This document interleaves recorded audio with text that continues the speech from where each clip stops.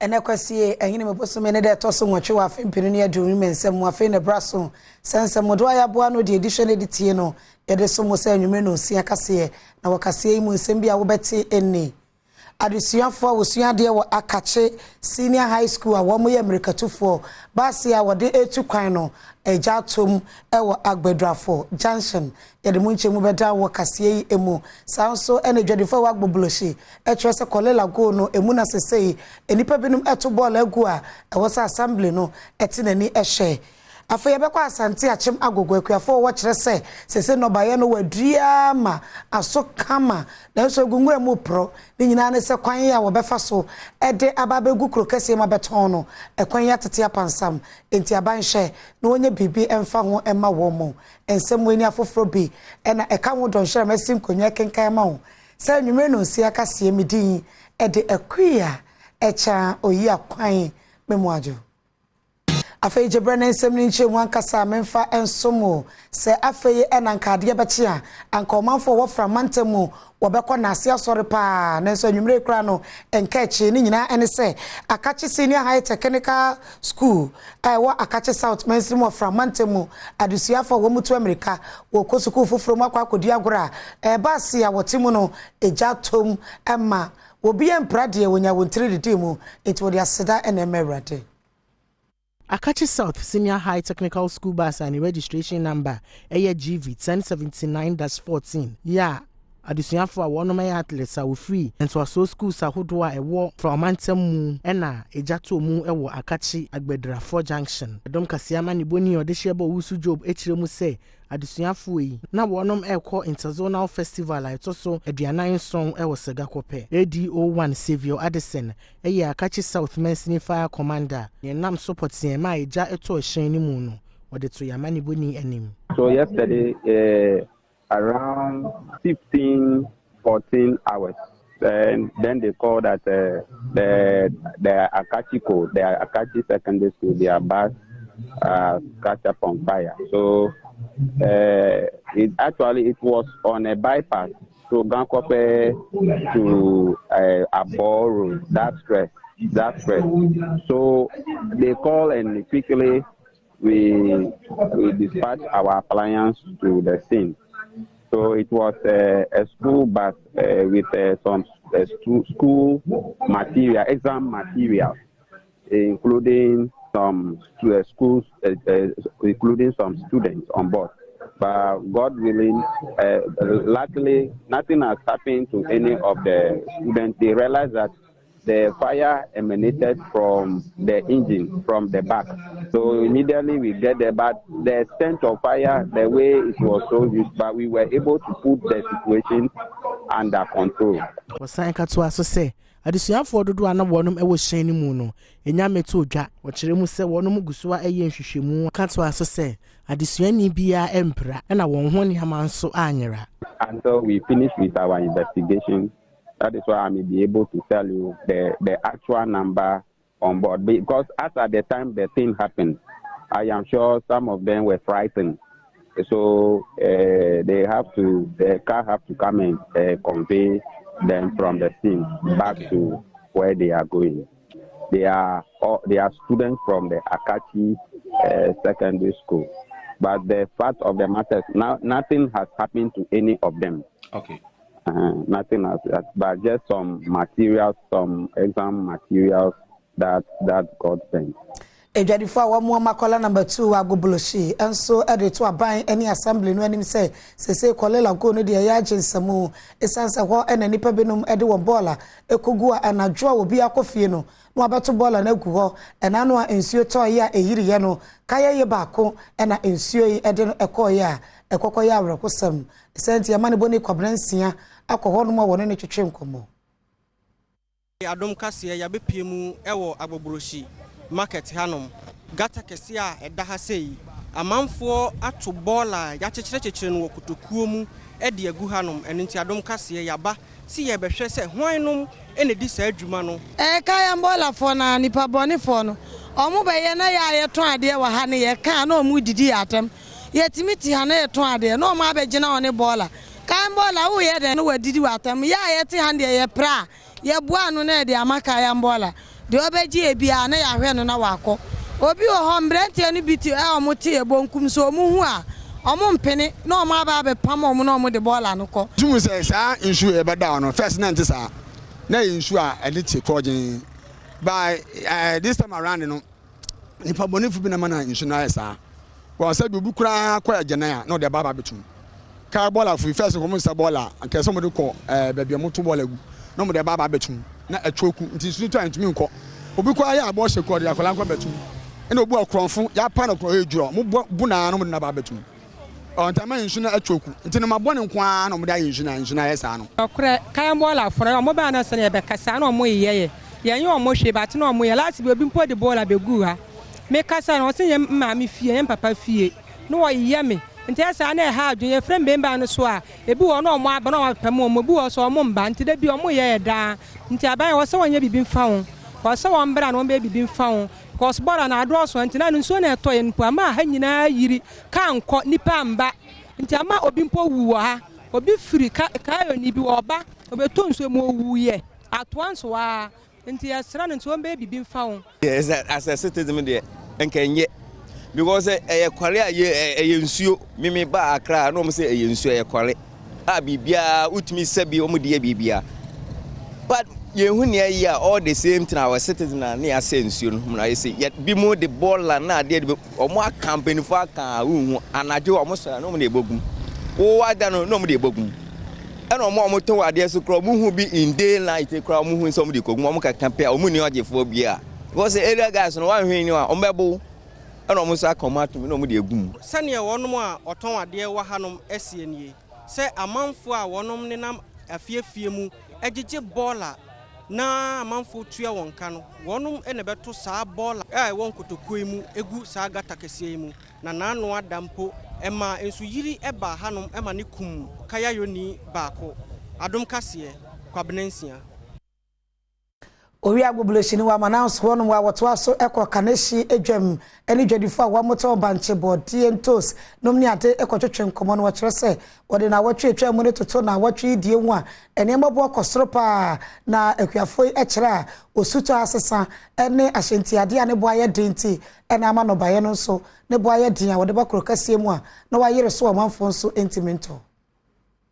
obi a woton bayera ya mane boni ene na twetwe nkomo no akire mu se ehine mebusumi yidie edwadie akofom kra nanso abusumi a etwam ewa afi mu no nanka wonom etimi di dwapa nyina agina se enyama bo akosoro ntino emani pakura bakuruma wontimi ento ade last week na bare ne bo no from kakraba tira last week mu no ama enyema na sesan kakra echese bare ne oni season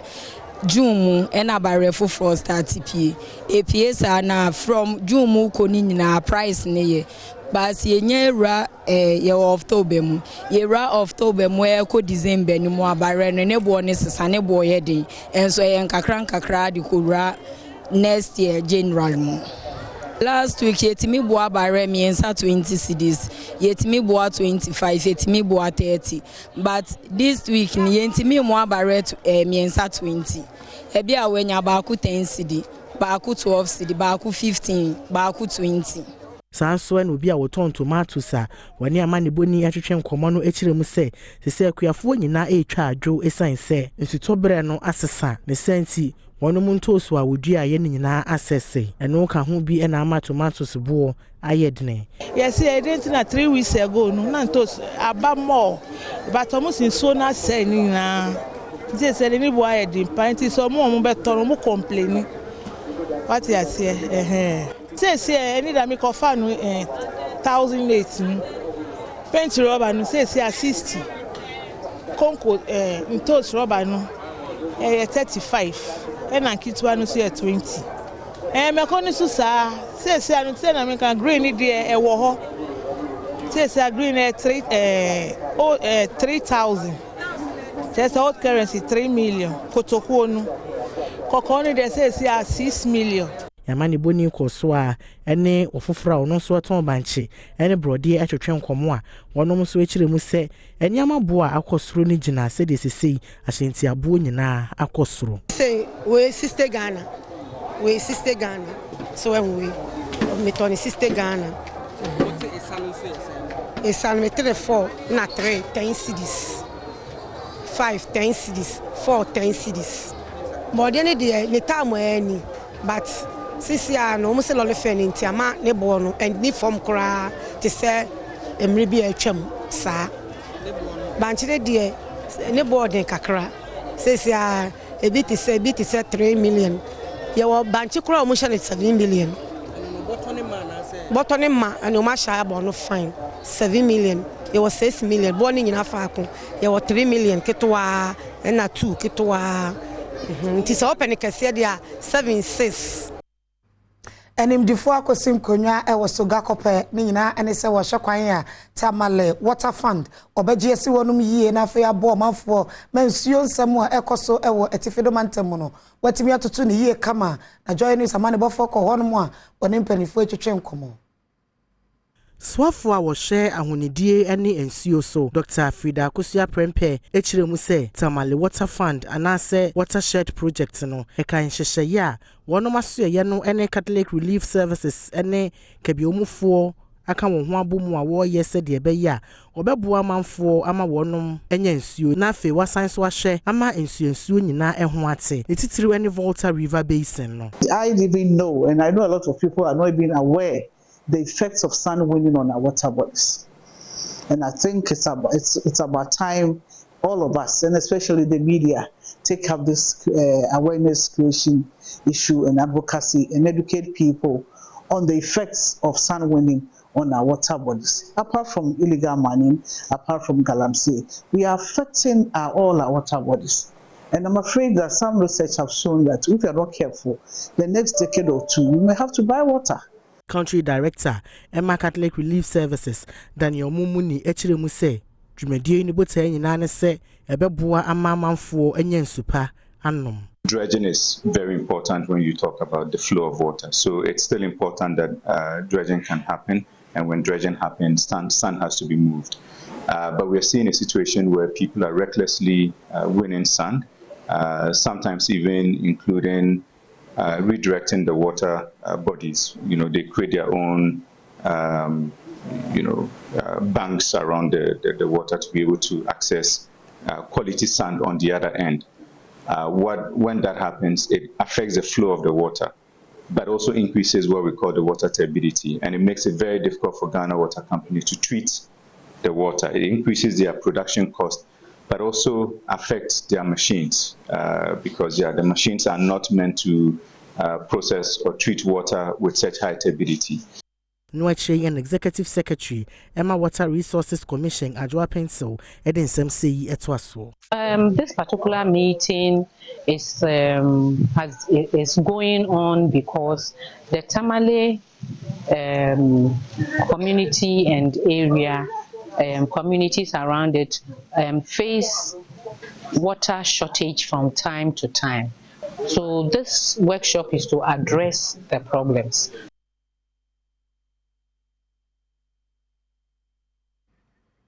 Yeguswai wa Tifedo Mantem Krokasia Tamale Emu na Associate Professor your Faculty of Social Sciences ewa University for Development Studies Nyankpala Campus Professor Felix Longi wode ato bambo for enim se wanyene bambo mu pa no fa hyehyɛ yengu akwam se be ya atuatidom ku asɔre wa manwodo so no wɔmumwura ɔman Ghana mu enkofa wo ye ne bia ema. Associate Professor wa University of Development Studies Nyankpala Campus Onum Faculty of Social Sciences Professor Alex Longi echiremu se sebasabasa yosi na se wensiesi asem no ensiasia esan ema basabasa yofoforo ya anu odene epija ne mu bio ada wo ye nam yenu workshop ema asem trofo ewo kwan ya obefa so esi basabasa yo ho kwan ewo Tamale eno wura yi edisansemi etudwa dwumadie Catholic Relief Services civil society organization ena na esi won sere so. When your neighbor's beard is on fire, look for water and probably wet your beard before the fire comes to you. We have seen what is happening in the sub-region, especially our neighboring countries. We have seen what is happening in Burkina Faso. We've seen what they told us has been happening. The terrorists or the suspected terrorists are lurking around everywhere, and they are prepared to take advantage of any vulnerable situation, like maybe a conflict that is not being resolved, or maybe youth that are disgruntled and they are noted to be congregating in places. They are interested in taking advantage of any small disagreement or disenchantment by various members of the community to infiltrate and inject in their minds terrorist propaganda, terrorist narratives, and violent acts of violent extremism. And they probably will propose that as solutions for them to achieve their goals. Professor Felix Longi kasaye no wasanso de ato mpanyinfo nyina anim se ehu benya so de manfo be fantitie mu se de be ya wono beboa ama basabasayo so atwa ewo man mu. Sensitization and education, and also taking steps to identify those issues before they actually escalate. And part of the identification is the surveillance that the security people are doing, which led to them identifying those characters around Facho in the Sisala area. And then they fled, but of course they left behind what security people call exhibits, which probably can be used to trace and track and probably arrest them. Mamenfa nkwa asante achemu asante mantem no emu ekuafo wonom etwa adwo esu ni nyina ene se enopaye no wadua mana fifira wie watwa kore wose wotimi edeba kromu ebeton se be ye aduane nso bebuso ewo kromu na nso akwan a wobefa so ede aduane ya ba ena atete apansam wototo asra baisa da Roma omra mesiesie kwan no ema wo mu na nakusi atawia ya woye ekuafo hema ewo asante achema gogo ene amane boni Isaac Amoako atwetwe nkomo no ena maami eda na die se wono mu akwan a enye nti no edunsunsan so oboni bebre ena aba beja wono mu kua so a sese wotwa wono mu fudie kora no a ekanko ha ena wonom ebo maami ekoso ade tuda se senka wonom kwan no eyi a anka wotwa wonom mu fudie anko betumi ede agu track kesie mu ede akodwom akoton na wotwe bia ama ekuafo nso enye ska the sense what they are the ato aban ni mu se meyi wonom kwan no ema wonom na fe one village one dam ehyehyeye a wo ye no wonfa bi emra wonom kromonom se de be ya ebe hye mabunu kran ama wode won ho ahyekua mu kwan de enye kra ti so to se de ana ye ho kyere nti se wantumi afa nwa patam na pebre watimi asan atutu de akofia ebe den se obetimi de akọ because kwan nye eba sa na ka ne munumuni eba so sa kra wunya kaimpo ana driver ne obabefa no se tese tractor obeju aboden pa woton kra wunya hwe nti gisa odi gu ho na openisia na osan betutu na otimi de akofie efa kwanya iso asre o mampani se one na mansin krachefo no nkasa na se obetimi aboa omo efidie bi betimi de aye kwan ni yamayen se de nuan ne betimi aba na ensei na enka wuram. Ghana National Association of Teachers eya church for Kabumku wamofe wasi North ene ne wabo wa church for basopa sebe ye betimi aboa ma adesua na de kire akoso ewo mensini ni mu na church for adwuma wo ye no so ahye wo mu nkran no aye ne yie. National Association of Teachers NAT nkrabate wo asin of mensini mu no aye abasobo dwumedie bi ama church a ebo hombode pa ewo mensini se de be ya ehumefia wonse mepeja ewo asin of mensini mu ewo dwumedie na se no panyi pa oda na atiku na no ewo asin of no ekire sa church bo hombode pa nanso ohawa hodo ewo ho esempinifo ba wonse de bem se de be ya ehumefia mepeja ewo mensini mu NAT for die na ye ka yende eduma senate nde bia teacher for no welfare any good conditions of service any yakun edima wo and ye can say yebusa e bia no yakun edima wo enim say on beka say no ma yedin but say aban ekoso na ye allowances ni ade bia emba ye allowances bia yan hu eduma no mo hwe na omo ye hu eduma tentem na you make sure say bibia is teaching in saka inside aka salary bibia ye kan say see for salaries here and but you share abran kwan say nkoso na yesia say negotiation a mu say teacher for oduna ye so ayede na eba na say increment ni ade a mo ye ni emai ne nyemu no odikuru a wa asenpra so ede afutu ema chechefo nyina se ewum se wo bo ho modern de nanso suban bi ewo ebinum ho a wone nkwada a wɔkyere wade atwempra no yɛ de anyi suban papa enti wɔntwe ho mfiri ho teacher etumache ejuma muna mutitiri kwara mambaye penipa teacher for me wa sabi na teacher for me ma ba ya na wo una sabi na onna ko timba o cha na pre efu so esa wa se na juma wa se na brako juma mo ti sa ni sebu o se mo so ya chi o fra so be ni ebe penipa afeda mo de amanoboi ifrasin praso ene Adom kase Yegusoaye wa chechefo adwuma ye ene enwomasia emu na wukọ otimantemu a buem jase kan mensene no emu best teacher ho eye Kingsley wo boasi edu na chechefo abaso bodwumadi ekoso ene obo ne sa abaso yi woni Adom kase chechefo command wodi tu dwase se wo ye chirekire ni pa wo betimi akasa wo tetefon so best sima enum ato aso de eya na eden esanse telecommunication network ho wonom enye enti se aban pese adwuma wo ye no ekoso ye di a ene wo ne telecom a wodo ne nkasa no mesa homa ema wo mu Gia second mensini no aye afimpinu ene aduonum yensa best teachers awards ewo mantamu honomo adwumadi na ase no Kingsley obo asiedu ene obo na abaso se Gia second mensini honomo nyina no ono ene we chechire ni a oye na adwuma yie pa ne kasa yemu ene wodi tu dwa se mantamu honomo no wono mewa kwansidie bebre yi a emmoa ema de kire ne adesua ho nsem enkonkan woda ne di se wonom ini internet ewo wonom computer laboratories a ewo schools ahoduo mu ne senti ema ICT ade kire eye dene ema chechirefo pa mi a mi gina he fa kwa mi kira de eye kurase kwa ya obefa so edu ho kura ansa na wakoye djuma no eye de enti achechirefo ewo ho no ebehia se anka wo benya enkuranhye kakra efi eye ankrankre aban ene ekuko ahodo a ewo yen maintain se be ya won ani beje na edjuma no so enkoso no ebeko enkan ne ese di ho ICT enemre ye ade bia wontimi nyimfi eye adesua no mu na mo ba yem potemu a schools no bebre na ye ni eye mfidi a ebetimi ade ebu a kire sa ICT eye computing a making uba kechi a making a network cry ebi ni ho enti imagine say oba be kire internet okwa ben so na obefa na wa kire eye subject na akoyiye enti esre se network no ebetima ko emia aka ho a aka ebekwa Gia second mensini krachi Elizabeth Keswa ajono editu jase na hohoa se mensini no etu dasa esi honomo a wode abo achechirefo nyina abaso esaisa adesua ene ye oman bia fapimunti no wone mensini na ye krado se wonom beboa ama adekire ne adesua ho nsem akonkan ewo mensini ni mu se ma no entimi amo mo wode a eno no nkyere se teacherfo no entimi enkyere wade na mo ebeye TikTok ba ku nenu nyensa bi na ebetimi amana abasa se ebi ebetimi aye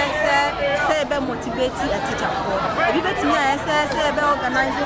quiz competition ama wala ebi betimi aye se aban so yenso yebeye ya from dia Joshua Makubu ayoti mantemu so afo wokodwumadie na sibia ne nsem a wode tu dwa no eni therefore ya possible ko bebia man ka se enye krum man ka se oye hard to reach untimi hu bebia obenten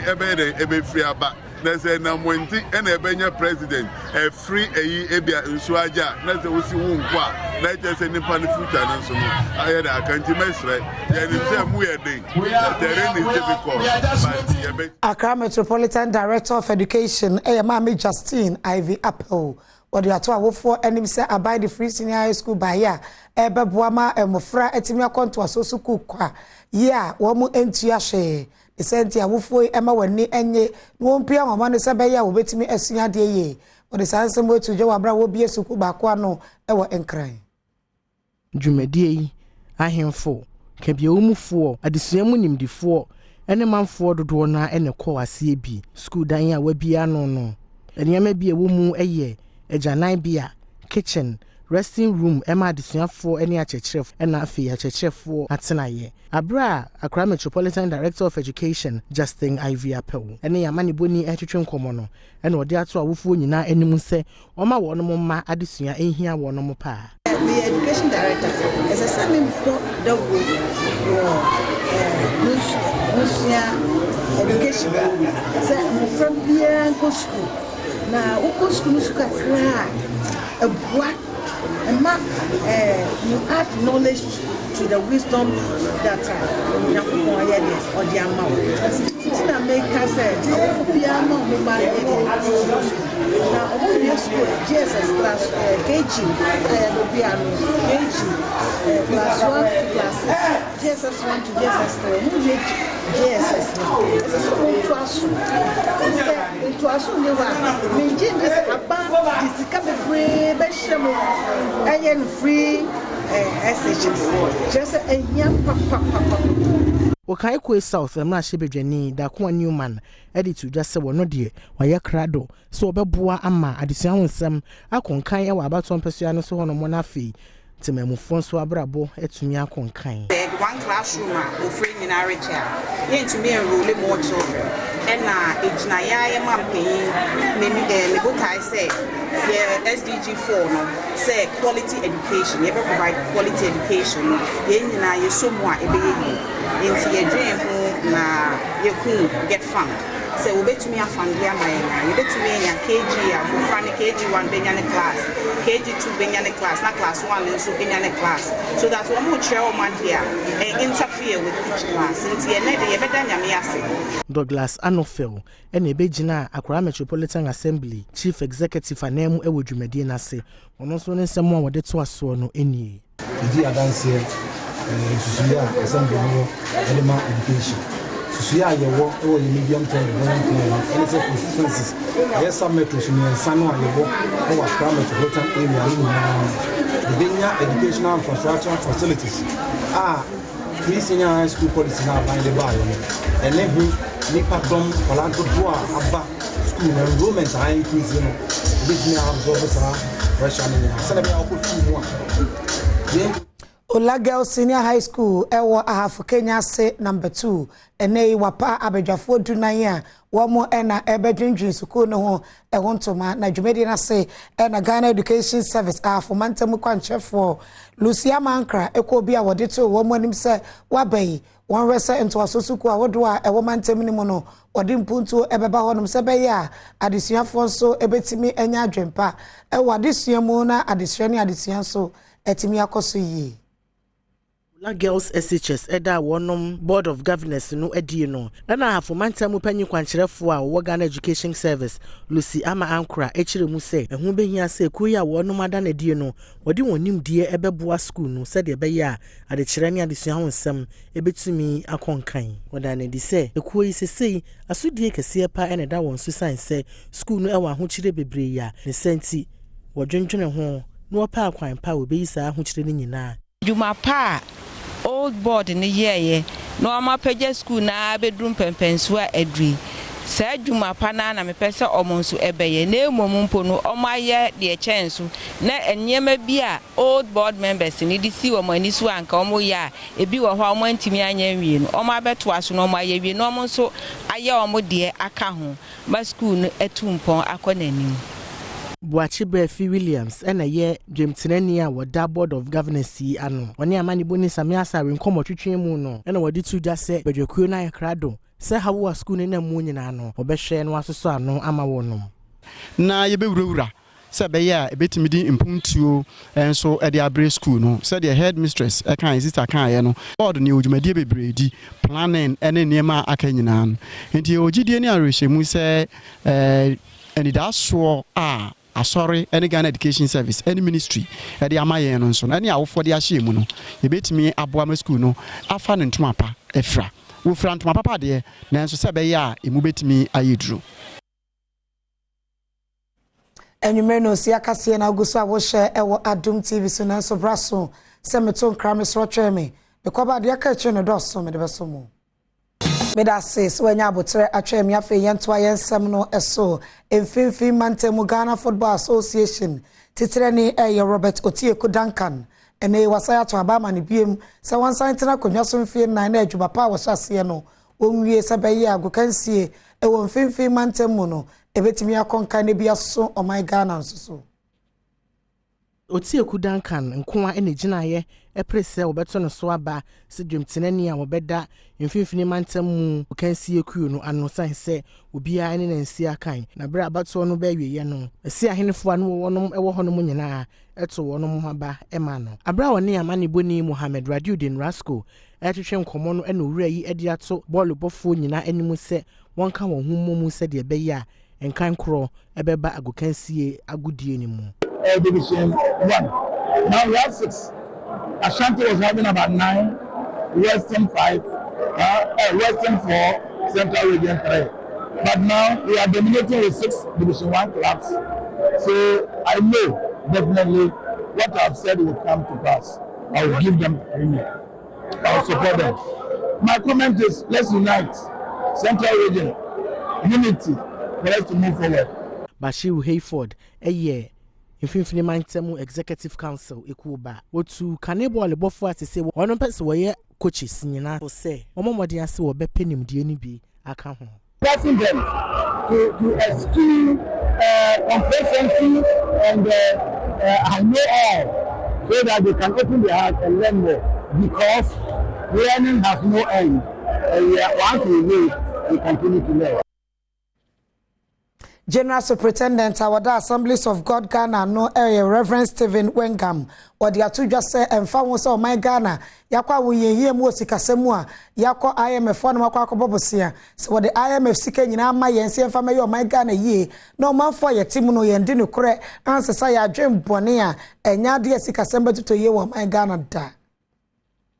General Superintendent Awada Assemblies of God Asafonano Reverend Dr. Stephen Wingam Edia tu dwa say ye pass IMF for eba beso Ghana sin nemum ta Ghana for anya no kwafo ewo de wo ye nyina mu na wo makron no eni bre eni peseminkumnya edi wenum kan a IMF beba IMF beko nanso Ghana beko so a edi hia sofu penyini edi nsem we tu dwa ewo bre Assemblies of God Central Region B penyi pa na woda no a wokọ na himji mu no wo ye nhihye ija no kwan ne betumi aboa ye mpa konkron yo IMF lo na ye development partners baba boy na ye na konkron ye and starting fear so for ye so na ntike da enco the executive presidency enco parliament enco judiciary public sector ahenfo opposition all politicians anybody bet baji Ghana because Ghana for your konkron ye for a bicycle Ghana for a concurrent will not litter the community. Your community the fee. Intermediate make it subium concurrent yen which major on my way. We can vote 1 million times, but if we are not holier, we should forget about development. Assemblies of God Central Region B of Penny Okona Humijimu no Eshem Ranti and Maba Nkran say one fair Jumadin and Nukridi and Morgan and Puntu Central Sumbia so fa dwempanso na yenyi sa katasi shone proye ne mfiri ho anu na ma men konani ana ya mo asofu mpodi mpa ensa asofu no bebre nya ye kanu nya no na ye but I will say ye nipa bia ye professional Christians or preachers but we must practice what we preach mamfa no kura Afreda mudi amanubui ifichifu praso ene bradum kasiye. Sansonas of Penyina Wada Victory Assemblies of God and no ewo gos wa hafu mantemu Reverend Dr. Johnson Nyakunya mitumi ede atso o my Ghana mpanimfo nim se o my Ghana ye kwan ye yemu kakra ni nyina ne sa pomdi adwuma yefo ni obi asore no akọ UK okọ US okọ adwuma ye ebe kakra no apomdi adwuma yefo no ebe ketewa bi wo man mu aweyi a apemudi nsem intimi konkan. Reverend Dr. Johnson Nyakunya mitumi NS of Penyina Wada Assemblies of God asori a ewo God so ano wone amane boni samia sare nkomo twetwemu ene wodi tuja se esan se besi ne yi a aban enye nadwene se wobeyen sesan ye ewo apomuden ene akyekirefo aketuyemu ntino wo mudodo na ene etu kwan ekwa amanone ekwa akopɛ asetena papa ya saade a ekoso no ebetimi de sunsanso oboni bebre ya ba beja ye man yi so okiremu a sɛdeɛ Sedjuma yefuyi etu kwan no say a yard here dear ma buying pan or share kwan a wɔde bɛfa so sene so wɔbɛtena ase ama na gyensɛmu nneɛma bi a ban ɛyɛ a ebetumi aboa ama akyekyerefoɔ ɛne apɔmuden adwumayɛfoɔ atena ɔman mu ayɛ adwuma no owura yi ɛde to yama ne boni no anim mabunu titiro health workers a nursefoɔ ne a doctorfoɔ a teacherfoɔ a wɔn free yɛmma yi mu in thousands na wɔkɔ UK and other European countries for greener pastures. Our who papa say obetiti will be abon hoka. I was a kind of subam fast one at a youthful age. No, dear free or man anymore. Nina, and say, Esikasem Akatuano yet. Said ye, a mebunu be a bre pansan one man ya jumaye a woman. So for penny a can one seven. Now what they are too paying for any must say. Omo de aso obebo adwuma kwan bebre ato ho no mo se de be ya emebunu benya adwuma yesene se wode won ho ebe hye no ebone a ensem fatam me fa kwan na masre Ghana mpanimfo ene won a wonyame adom won wo bibi se yebetumi aboa enipa yebetumi aboa titiro ye mabunu no ene wo twam a ye mabunu na ejina lord kwan so na omo fele potholes ni nyina ye de obenya adinti so ahun mesre pan uprising e koso Africa tito West Africa ye to aban agu ni nyina ye kom any bad leadership mesre pass is high time say o man mu mpanifo mu anyame adom mie nwuma Agbobo mefia ya wo Asogle State togbe akwede ede atudwa se if base mfie aduonu ne de o my Ghana kwa na yekoye kire ewo mpuntu mu na won fan show bia esan secretary shaka ne proya dos wonti ena amana ba ne sa ne senti obenya anka afi amamra ebo o my Ghana hono empanifo betena se asakra mu kakra se be ya ebetimi ede mpuntu aba Afia fashe Asogle teza na eyosron kokra esanse ene mfinhie aduonu a agbobo mafia togbe akwere etena adwaso akwakohia esenti wobodwa kese e de kire framante mu amamre ema nipa fra chiche ne bencheye ebehia mu ne bra wo hinempon ejina simple so kasa en wodi tu dwase mfie aduonu ne wobetena so se ohene no o my Ghana ekwa ho kire mu pa A few decades ago Ghana boasted of many industries. We made matches in Kede. We produced sugar in Komenta and Asochwari. We packed meat in Bokatanga. We packed tomatoes in Kwalugu. We made ceramics in Solpon. We made shoes in Kumasi and jute for the cocoa industry in Kumasi. But today we don't have any of those. We suggest that our country has retrogressed. Our youth don't have jobs. Inflation is still high, more than 40%. And our city has known only decline over the years. We have so much debt, but so little to show in the form of basic socio-economic infrastructure. That is worrying to me, and I'm sure it's worrying to many of our chiefs. Enwechi okadete wasese ebeyanka afia pem ahankro ne adukru mienu emra echechire o my Ghana hono emperifo nhwe ne wo nsakra mu kakra esanse ebetimi aboa am my Ghana ahawa wom no eto atwa. Our lack of development. Let me also talk about the problem posed by our 1992 constitution, which has not helped the fight against corruption, which has not ensured transparency and accountability in national life, which has given too much powers to the president until those powers are curtailed. Until the necessary checks and balances are introduced to our legal system, we cannot see development. And our advocate that our next government, just like President Mills tried to do, takes the issue of amending our constitution very seriously. Doma hino osaje force ade ya agema bedu otosom yenu ebe adwumade yase bi na wo kire mu se nanom ayemfo so be ye de obetimi bia amboa se be yi a omayi ebetumpon. We must speak for speaking sake. Any Nana who has an integrity, any Nana who has a vision for the country Ghana will not speak for speaking sake. But we are not doing this for the sake of our mouth. We are not doing this for our selfish gain. We are doing this for Mother Ghana. I want to assure APC, should Ghanaians give the mandate to APC, Dr. Hassan Ayanga will continue to guide him, give him constructive criticism, so that together we will help build our nation, Ghana. High life nyumtene kase pa ba ko my Ghana mu eye nana boacho foriata dodo na friend Pozo Hayes odi atodwa se enyade a wonyeska bi afri gamro honom na ebra wo mo eye dwumadie bi ede bo na baso ene wode sansemi atodwa yama ungu ansa na lovers of high life ya ba be gina wa bedwa yenum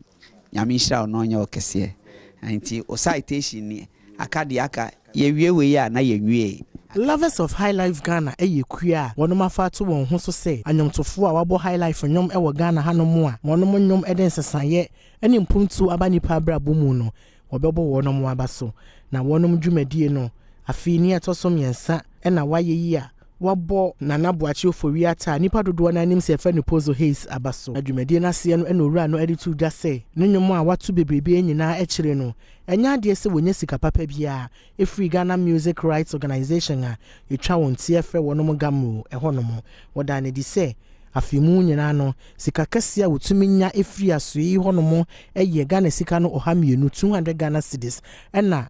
afia sika na makura nso no wotumi nya 50 Ghana cedis wafa sa akonya no so eda eko yase se wonom akai no a wo man citation wo man plug na wo san so e man sika 1 to din. Gamro is not working. Yeah. Na Gamro me dem hu nse akoye political so yeah. If you are not very very very careful,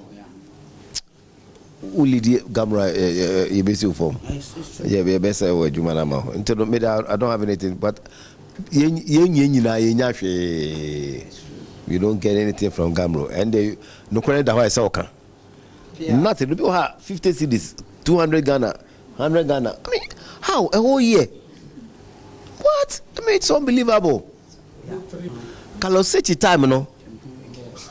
Me also say Kalosechi will hold by this summer, and maybe I'll be getting about 55,000, 6,000, 7,000. At that time, and every 6 months,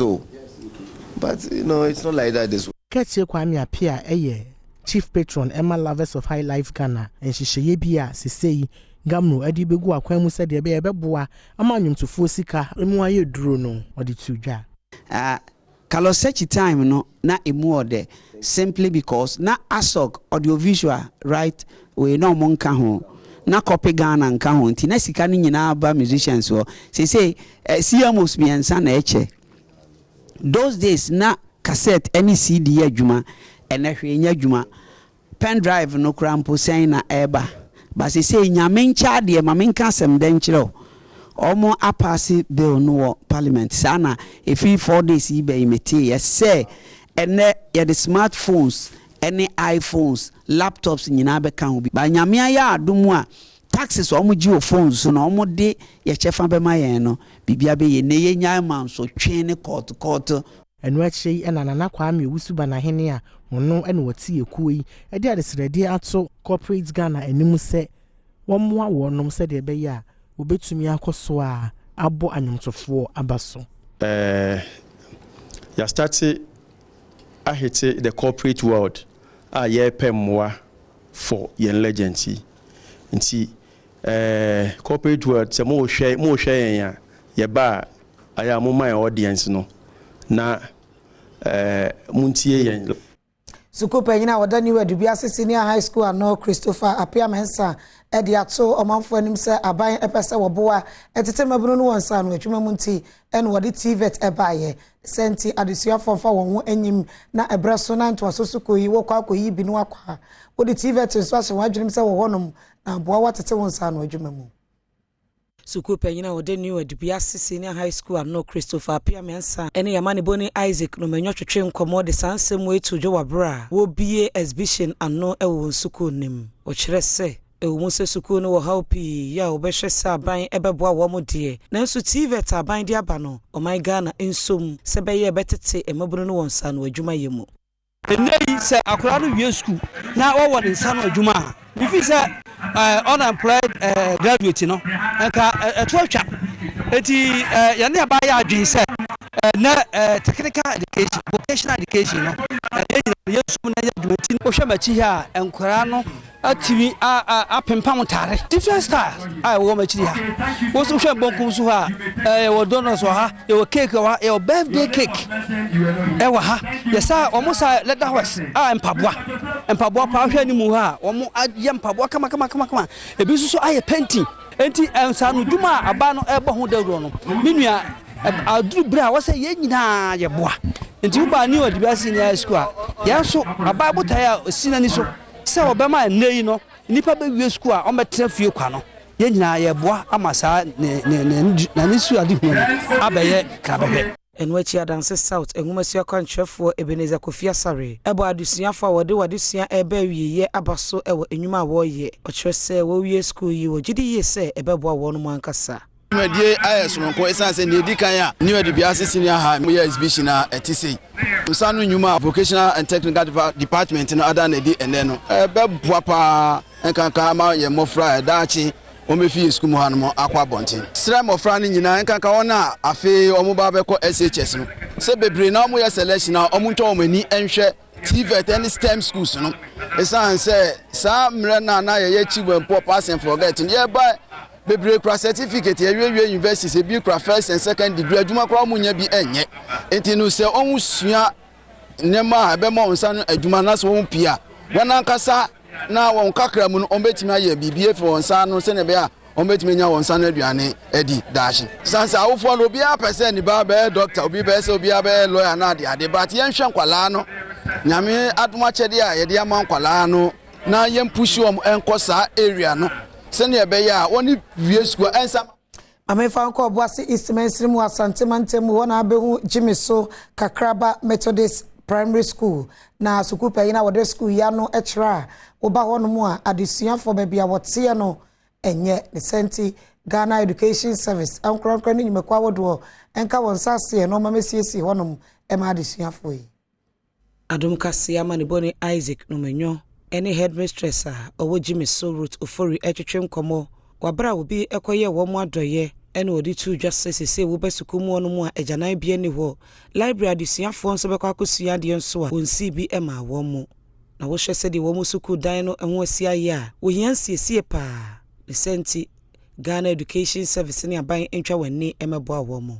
school yi mu ayewe ye wo ha kakra e wo ha a yenyamoa ke be ni beji hu bebre how edikan ene say baby a friend place of convenience baby ankola ni bejo om nan sabi o bejo om nan ni baby om bejo nso ye ni bi wa ha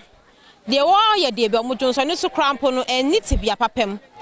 akola bi kra betimi kwa adwire gu akola bi so nsi yesre say adofo ene aban baba be boa yen na omo be provide bi ama yen na nkola no so entimi nya baby om betimi ja om na so betimi akọ ama aboa adesua afen so ye pe library adofo so be boa yen with books na aboa mamofra na kenkan no etimi akọ nanimu ye siakase no wasi wadaje no bra wonyama me don hyirinti me da se nyame hwa kase mu aboafo ne adwumayefo me do bibia ase ene rama ba adwuma wa ya ade me din ede akuya echa oyi akwan na me ma ye chena